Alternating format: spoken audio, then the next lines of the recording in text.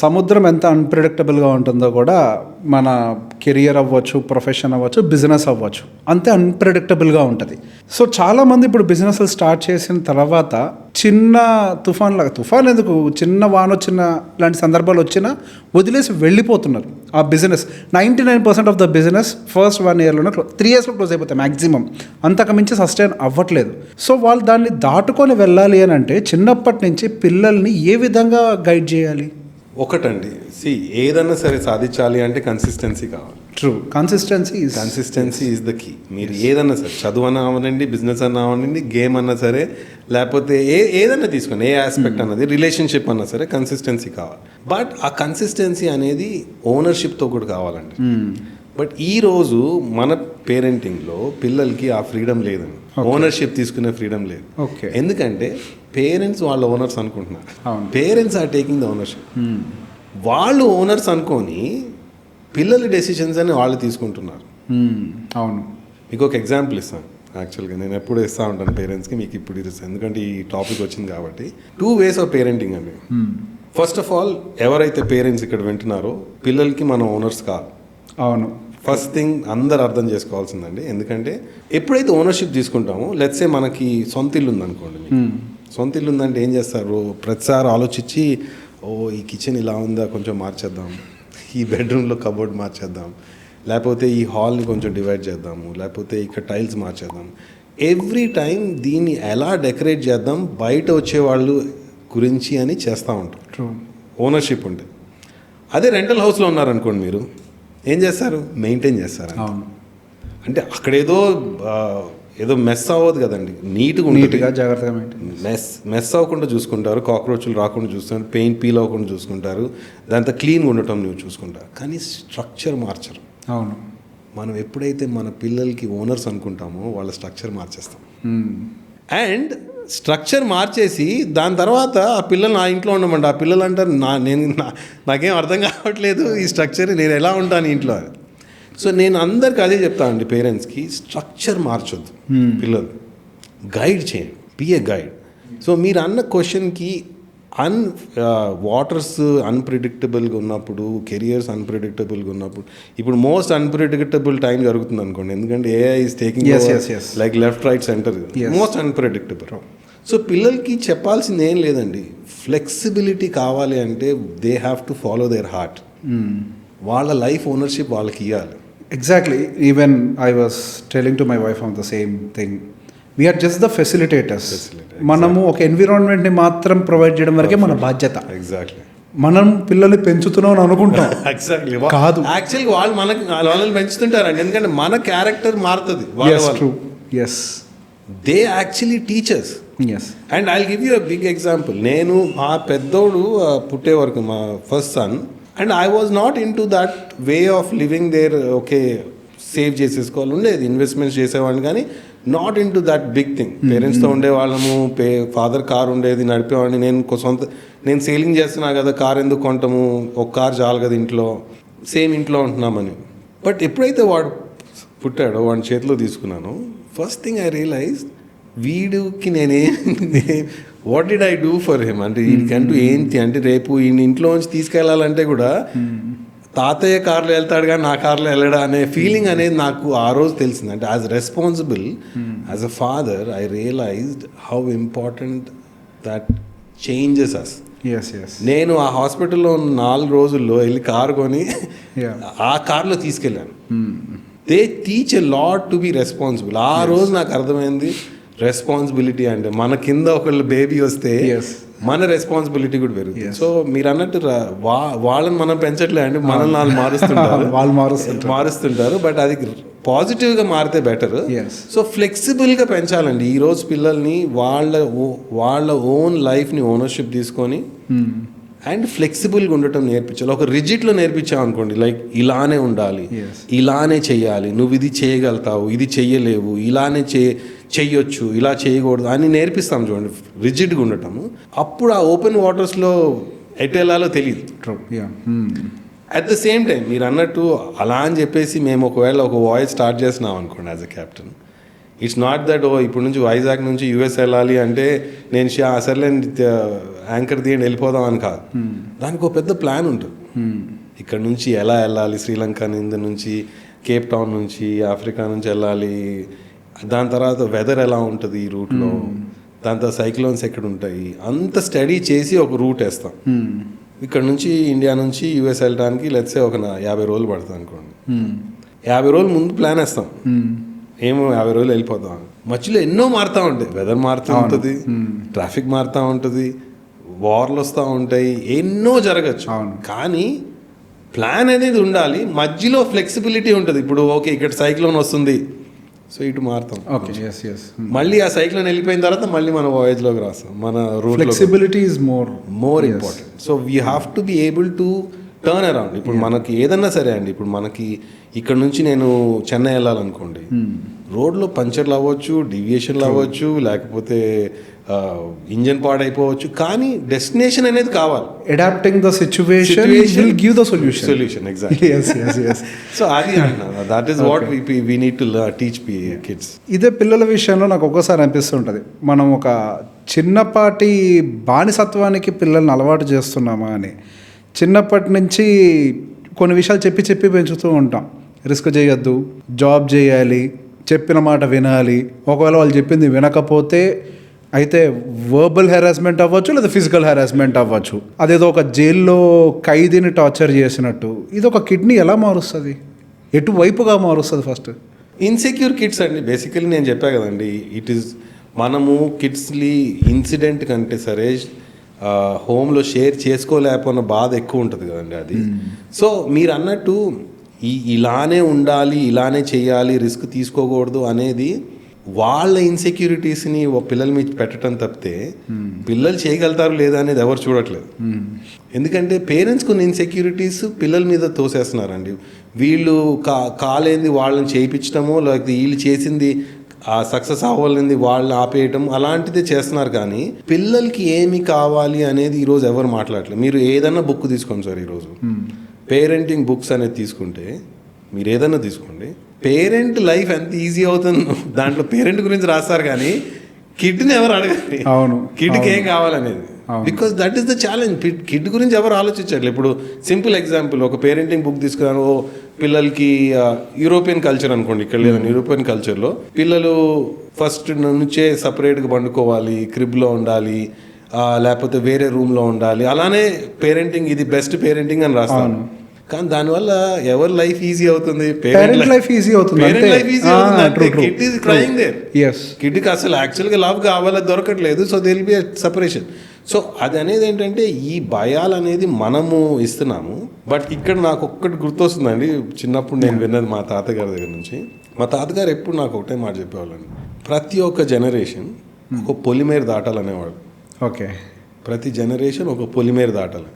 అంటే నాకు ఆ టైంలో నేను 17-18 ఇయర్స్ ఉన్నప్పుడు ఈ మాట ఎక్కువ, అంటే వీఆర్ వెరీ క్లోజ్. నేను ఎప్పుడు వెళ్ళి కూర్చొని మాట్లాడుతుంటే ఇలాంటి మాటలు చెప్తా ఉన్నారు, ప్రతి ఒక్కళ్ళు ఒక పొలిమేర దాటాలి, లేకపోతే ప్రోగ్రెస్ అనేది ఉండదు మన ఫ్యామిలీకి. సో నేనేమనుకున్నా అంటే మనలో పొలిమేరు అంటే బౌండరీ కదండి. సో మా ముత్తాత ఒక విలేజ్ నుంచి కొంచెం పెద్ద విలేజ్కి వచ్చారు, మా తాతయ్య గారు అక్కడ నుంచి గుంటూరుకు వచ్చారు, మా ఫాదర్ గుంటూరు నుంచి హైదరాబాద్ వచ్చారు, నేను హైదరాబాద్ నుంచి దుబాయ్ వెళ్ళిపోయాను. నేను అంటే మా చెల్లెలు వేరే దగ్గర కంట్రీకి వెళ్ళిపోయింది. నేను అప్పుడు ఆలోచిస్తూ ఉన్నాను, ఇప్పుడు అన్ని పొలిమేరలు దాటేశాను, ఇప్పుడు ఇంకేం ఇప్పుడు మా పిల్లలు మార్చి వెళ్తారా అని నాకు ఇప్పుడు అంటే మార్చి వెళ్తారా అని ఆలోచిస్తానంటే నేను అప్పుడు నాకు అర్థమైంది, అంటే ఆ విజ్డమ్ అనేది ఆ టైం వాళ్ళకి ఎంత ఉండేది అనేది. Then I realised he was not talking about physical boundary, it's the mental boundary. True. మనకి ప్రతి జనరేషన్ మెంటల్ బౌండరీని క్రాస్ చేయకపోతే our generations will not grow. Yes, we have to allow the next generation to grow and we have to prepare for the next generation. Yes, మీకు simple example ఇస్తాను. అంటే నేను దుబాయ్లో work చేసేటప్పుడు నేను చేసే ఆఫీస్లో 15 మంది ఉండేవాళ్ళు. 15 మందిలో 12 నేషనాలిటీస్ ఉండేవాళ్ళు. ఓకే, 15 మందిలో 2 ఇండియన్స్, ఒక ఇంగ్లీష్, అందరితో ఉన్నాం అనమాట. The way we take up a job progress and how they take up. నాకు ఒక ఫారెన్ నార్వీజియనో డైనిషో ఉండేవాళ్ళు. ఆయన ఎప్పుడు ఎవరైతే వచ్చారనుకోండి ఆయన దగ్గరికి, ఇంకొక నార్వీజియన్ కానీ డానిష్ కానీ ఎవరైనా యూరోపియన్ వచ్చారంటే ఆయన ఆ ఎంప్లాయ్ ఎంత కోట్ చేస్తాడో ఎక్స్పెక్టేషన్ దానికి 20% యాడ్ చేసేవాళ్ళు. ఓహో. ఇప్పుడు మీరు ఇంటర్వ్యూకి వచ్చారనుకోండి నా దగ్గరికి, మీరు నీ ఎక్స్పెక్టేషన్ మీరు ఒకటి చెప్పారనుకోండి, లెట్స్ ఫర్ ఎగ్జాంపుల్ మీరు 10,000 అన్నారు లేకపోతే 1,00,000 అన్నారు, ఆయన దానికి 20% యాడ్ చేసేవాళ్ళు. ఓకే. యాడ్ చేసి ఆ శాలరీ హెచ్ఆర్కి ఇచ్చేవాళ్ళు, give this salary. Okay. So నాకు అర్థమయ్యేది కాదు. ఓ రోజు కూర్చొని మాట్లాడుతుంటే ఆయన ఒకటే మాట అన్నాడు, Suraj, I'm preparing the job profile and salary profile for my son after 20 years. Okay. That is the mind set. మీరు చూసారా ఇప్పుడు మనకు ఎలా ఉంటుందంటే ఎంత తగ్గించాలని చూస్తుంటాం. అవును, ట్రూ. మైండ్ సెట్లో డిఫరెన్స్ ఎంత డిఫరెన్స్ ఓ మైండ్ సెట్ చూడండి. ఇప్పుడు మన ఎంప్లాయ్మెంట్లో మీరు ఎప్పుడైనా ఇంటర్వ్యూకి వెళ్తే మనం ఒక ఎక్స్పెక్టేషన్ చెప్తే ఆ 20% లెస్, 20% లెస్. బట్ 20 years తర్వాత మన వాల్యూ 20% లెస్ అవుతుందా, 20% మోర్ అవుతుందా మన పిల్లలకి? ట్రూ.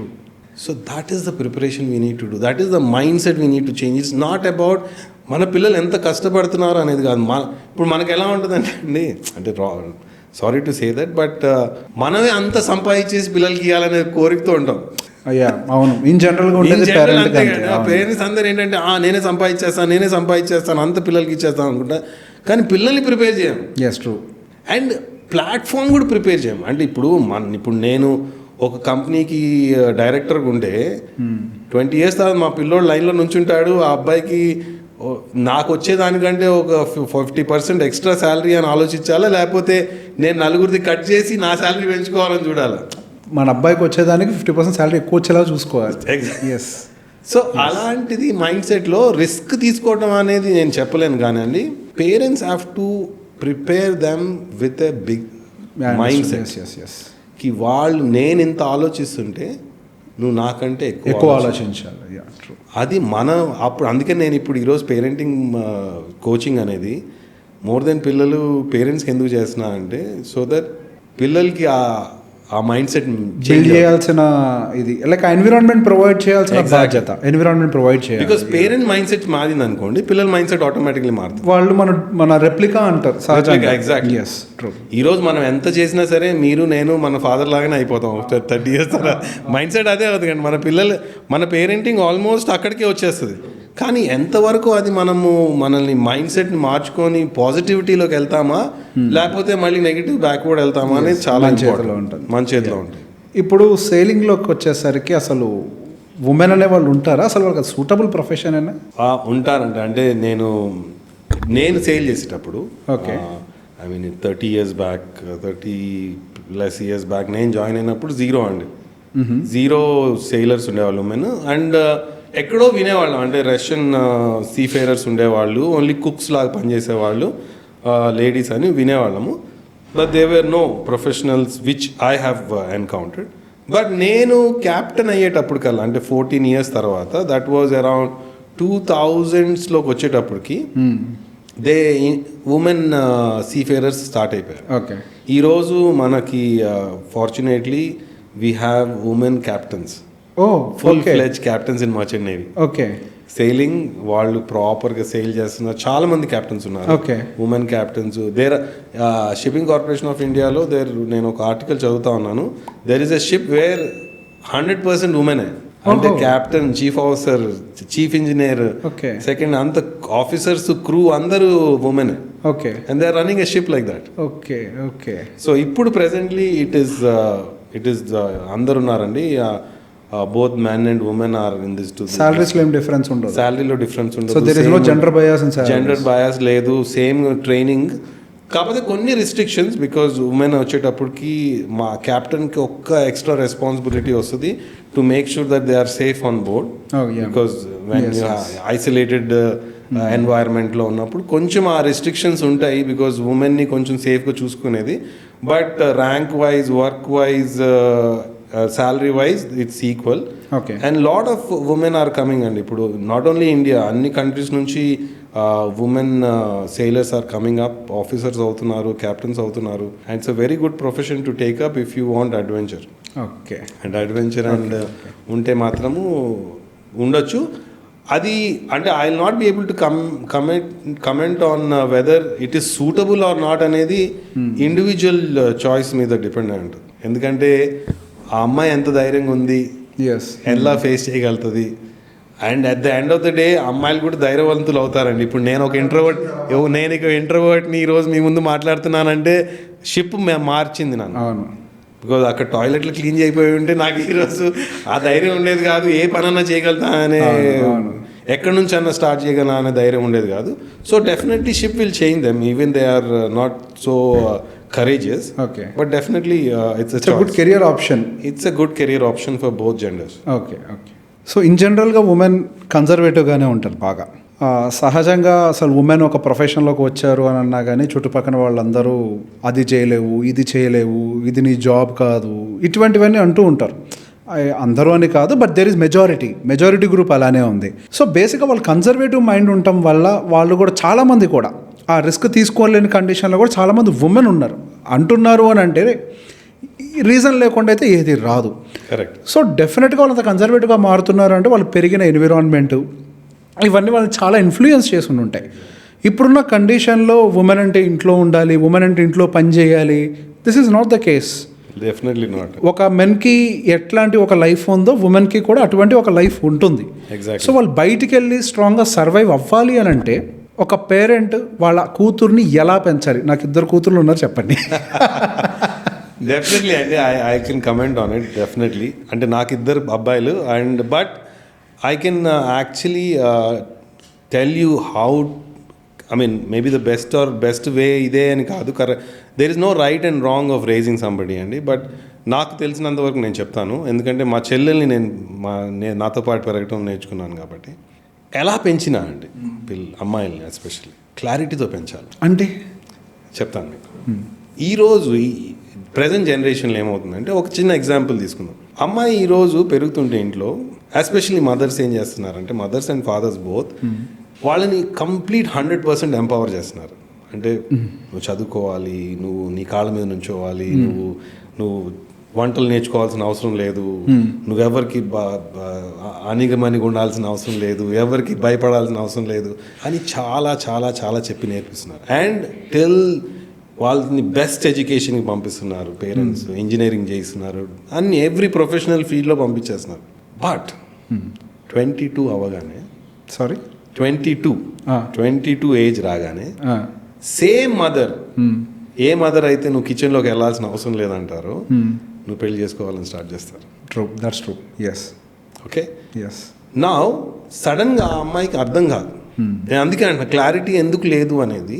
అప్పటి వరకు నేను ఒక అమ్మాయికి నువ్వు ఒకరిని అణచి ఉండాల్సిన అవసరం లేదు, నీ కాళ్ళ మీద నువ్వు నుంచోవాలి, ఇంకొకరికి ఎవరికి మాట వినాల్సిన అవసరం లేదు, భయపడాల్సిన అవసరం లేదు అని పెంచిన same parents are telling her నువ్వు పెళ్లి చేసుకొని ఒకళ్ళ ఇంట్లో వెళ్ళి బతకాలి. బట్ అది జరగాల్సిందే కదా, మ్యారేజ్ జరగాల్సిందే. ఎగ్జాక్ట్లీ. బట్ క్లారిటీ అదే అంటున్నాను. మీరు పెంచేటప్పుడే మీకేముందో మీకు, ఇప్పుడు నేను అనేది ఇండియన్ సొసైటీలో ఉన్న రెగ్యులేషన్స్, ఉన్న మనకున్న ట్రెడిషన్స్ ప్రకారము పెళ్లి చేసుకోవాలి ఈ ఏజ్లో అంటే అది పిల్లలకి చిన్నప్పటి నుంచి మనం క్లారిటీ ఇవ్వాలి. ఆ క్లారిటీ ఇవ్వట్లేదు. అదే అన్న క్లారిటీతో పెంచండి, ఎలా అన్నా పెంచండి. మీరు వాళ్ళని ఎంపవర్ చేస్తారా, ఇంట్లో కూర్చోబెట్టుకుంటారా, లేకపోతే ఇంటి పనులు నేర్పిస్తారా, లేకపోతే ఆస్ట్రోనాట్స్ని చేస్తారో, ఏదైనా చేయొచ్చు. కానీ క్లారిటీతో పెంచకుండా ఏం చేస్తున్నారంటే 22-23కి వచ్చేటప్పటికి వాళ్ళని ఫోర్స్ చేసి పెళ్లి చేసేస్తున్నారు. నాకు వద్దమ్మా, నేను ఇప్పుడు చదువుకుంటున్నాను, నేను ఇంకా హైయర్ ఎడ్యుకేషన్ చేస్తాను, నేను యూఎస్కి వెళ్తా అంటే లేదు, పెళ్లి చేసుకొని వెళ్ళి యూఎస్కి, నేను హైయర్ స్టడీస్కి వెళ్తాను, లేకపోతే కొన్ని రోజులు జాబ్ చేస్తానమ్మా, లేదు నువ్వు పెళ్లి చేసుకోవాలి. That becomes the main objective. And ఎవ్వరు ఆ అమ్మాయి మాట వినే పరిస్థితిలో ఉండరు ఆ టైంలో. Okay. The same parents empower చేసిన వాళ్ళే దే గో అగెయిన్స్ట్ హర్. కళ వాళ్ళే కనేలాగా చేస్తారు, ఆ కళని వాళ్ళే తుడిపేస్తారు. వాళ్ళకి ఆ కళ చూపెట్టేటప్పుడే చెప్పండి, అమ్మ నువ్వు 22 అప్పుడు 23 పెళ్ళి కూడా ఉంటుంది, ఈ వస్తాయి ఈ రిస్ట్రిక్షన్స్, దాని ప్రకారం నువ్వు ప్లాన్ చేసుకో, ఇక్కడికి వెళ్ళి, అప్పటి వరకు ఏం మాట ఉండదు. అప్పటి వరకు నువ్వు అన్నీ చేసేస్తావు, నువ్వు వెళ్ళిపో, నేను ఇది స్పాన్సర్ చేసేస్తాను. And suddenly 22. నేను నా ఫ్రెండ్స్కి ఉన్న పిల్లలకి అందరికీ అదే చెప్తాను, నువ్వు మీరు పెంచేది ఎలా అన్నా పెంచండి, బట్ అమ్మాయిలు క్లారిటీ అండ్ పాపం వాళ్ళకి ఏంటంటే పెళ్లి చేసేసుకుంటున్నారు. పెళ్ళి అవగానే they are going into another house where they have to start adjusting to the other family. True. వాళ్ళకి ఏం చేయాలో తెలియట్లేదు. మళ్ళీ వచ్చి ఇంటికి ఫోన్ చేసి నాకు ఈ ప్రాబ్లమ్స్ ఉంటే, ఇప్పుడు పెళ్ళి అయిపోయిందమ్మా, నీ ప్రాబ్లం నీ ప్రాబ్లం నీదే. ఇప్పుడు same mother will say that okay ఇప్పుడు నా ప్రాబ్లం కాదు, నీ ప్రాబ్లం నువ్వు సాల్వ్ చేసుకో. So that clarity is important. Clarity is important. If you want, if this is the tradition we have. యూరోప్లో లేదండి. యూరోప్లో they leave it to the girl or boy. నువ్వు పెళ్లి చేసుకుంటావా, చేసుకోవా, నువ్వు ఉంటావా లేదా అనేది if they are empowering, they empower it fully. సగం ఉండదు. మనకేంటంటే ఆ సగం ఉంది. చిన్నప్పుడేమో అన్ని ఈక్వల్గా పెంచుతాం. ట్రూ. అబ్బాయి ఏమో నేను 28, 29 పెళ్లి చేసుకుంటా, 30కి చేసుకున్నా, ఓకే నీ ఇష్టం అంటే sudden change in their life. Exactly. ఆ life is confusing them. And they are going through lot of trauma, especially today's girl. And relationships ఎందుకు వర్క్ అవ్వట్లేదు ఈ జనరేషన్లో అంటే దానివల్ల.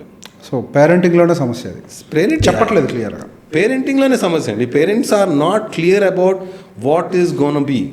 నీ ఫ్యూచర్ ఇలా ఉంటుందమ్మా, నువ్వు ముందు నుంచే చెప్పండి. 5-6 year oldకి నువ్వు చదువుకో అమ్మా, అన్నీ చెయ్యి, బట్ ఈ ఏజ్లో పెళ్లి చేసుకోవాలి.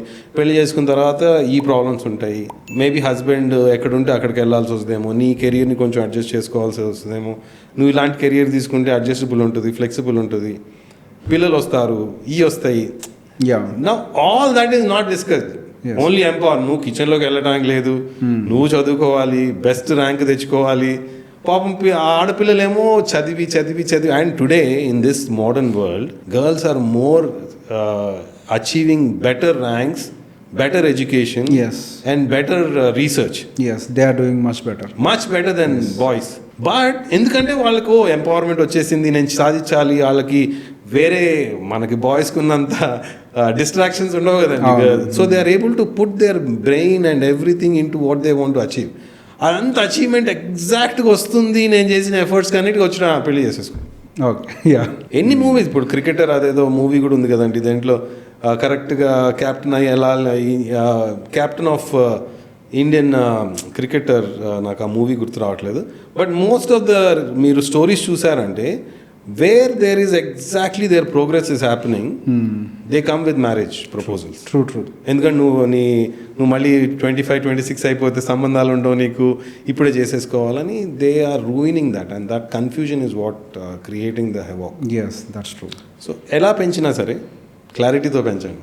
ఓకే. సో ఈ కండిషన్లో మ్యారేజ్ ఏదో చేస్తాము, కెరియర్ పాయింట్ ఆఫ్ వ్యూలో పరిస్థితులకు అనుకూలంగా దూరంగా ఉండటం ఇదంతా జరుగుతూ ఉంటుంది. పర్టికులర్గా సేలింగ్లో అయితే డిస్టెన్స్ రిలేషన్ అనేది మోస్ట్ కామన్. అసలు సేలింగ్ దాకా ఎందుకండి, ఇప్పుడు నార్మల్ అదర్ ప్రొఫెషన్లో కూడా ఒకళ్ళు హైదరాబాద్లో ఉంటే ఒకళ్ళు బెంగళూరులో ఉండే కండిషన్స్ కూడా ఉన్నాయి. కరెక్ట్. ఈ డిస్టెన్స్ రిలేషన్స్ నిలబడుతున్నాయా? అంటే ఎస్ అండ్ నో అండి. బేసికలీ నేను దానికి కరెక్ట్ జవాబు అంటూ ఏమీ లేదు. మీరు చూసిన అనుభవంలో చాలా ఫ్యామిలీస్ మీతో పాటు ట్రావెల్ చేసి ఉంటుంటాయి. ఓన్లీ వన్ థింగ్ అండి, డిస్టెన్స్ రిలేషన్షిప్స్ అన్నా సరే, లేకపోతే రిలేషన్షిప్స్ ఎట్ హోమ్ కలిసి ఉన్న రిలేషన్షిప్స్ అన్నా సరే, వర్క్ అవ్వటానికి both should have their own life. Okay. ఇండిపెండెంట్గా వాళ్ళ లైఫ్స్ ఉండాలి. ఎవరి ఇండివిజువాలిటీ వాళ్ళకు ఉండాలి. I should respect your individuality and they have to respect. అది డిస్టెన్సా మనం కలిసి ఉంటున్నామా అనే దాంట్లో ప్రాబ్లం కాదండి. ఎప్పుడైతే ఇండివిజువాలిటీ ఉంటుందో వాళ్ళకి, మనం ఎక్కడున్నా సరే ట్రస్ట్ ఫామ్ అయిపోతుంది. ఓకే. ఇండివిజువాలిటీ లేదనుకోండి, లెట్స్ సే ఒక వైఫ్కి ఇండివిజువాలిటీ లేదు, హస్బెండ్ దూరం ఉన్నాడు, లేకపోతే హస్బెండ్ ఇద్దరు దూరం ఉన్నారు, ఇద్దరికి ఇండివిజువాలిటీ లేదు, వాళ్ళే ప్రపంచము, నాకు వాళ్ళు లేకపోతే ఇంకోటి లేదు, వాళ్ళ గురించి ఆలోచిస్తున్నామని ఒకవేళ జరుగుతుంది అనుకోండి డిస్టెన్స్లో, లాంగ్ డిస్టెన్స్లో. సో దట్ విల్ బికమ్, ఓ నువ్వు అక్కడ ఏం చేస్తున్నావు, ఇప్పుడు నువ్వు బయటికి వెళ్ళి ఎవరితో తిరుగుతున్నావు, ఇవన్నీ వస్తాయి. ఎందుకంటే trust will be breaking because they don't have their own life. So అతి ప్రేమ ప్రమాదం, ఎవరి ఇండివిజువాలిటీ వాళ్ళకి. ఎగ్జాక్ట్లీ. సో అది మనము డిస్టెన్స్ అవన్నీ, డిస్టెన్స్ రిలేషన్షిప్ కూడా వర్క్ అయినవి ఉన్నాయి. మనం ఒకటే ఇంట్లో ఉండి కూడా డిస్టెంట్ ఉన్నవాడు కూడా మీరు డిస్టెంట్ రిలేషన్ అంటున్నారు. ఈ రోజు రిలేషన్షిప్స్లో I have so many things we keep coming into coaching. ఒకటే ఇంట్లో ఉండి డిస్టెంట్గా ఉంటున్నారు ఇప్పుడు. సో ఇట్ డజంట్ మ్యాటర్ అండి. నేను అనేది ఎక్కడున్నా సరే ఇండివిజువాలిటీ ఉండాలి, వాళ్ళకంటూ ఒక లైఫ్ ఉండాలి, వాళ్ళకంటూ ఒక స్టెబిలిటీ ఉండాలి, ఇంకొకళ్ళ మీద డిపెండ్ అవ్వకూడదు emotionally, financially. Yes yes yes till then every relationship will work. Yes that's true. Nice. When it comes to teenage వాళ్ళకి చాలా డిస్టర్బెన్స్లు అన్నీ ఆ ఏజ్లో క్రియేట్ అవుతూ ఉంటాయి వాళ్ళకి. సో అటువంటి టైంలో ఆ టీన్ని మనం ఎలా మోల్డ్ చేయాలి వాళ్ళ కెరియర్ పాడు కాకుండా? వెరీ గుడ్ క్వశ్చన్ అండి. అంటే నాకు ఒక టీనేజర్ అయిపోయాడు, ఒక అడల్ట్ అయిపోయాడు, ఇంకొక టీనేజర్ ఉన్నాడు. One thing you have to understand అండి, పిల్లలు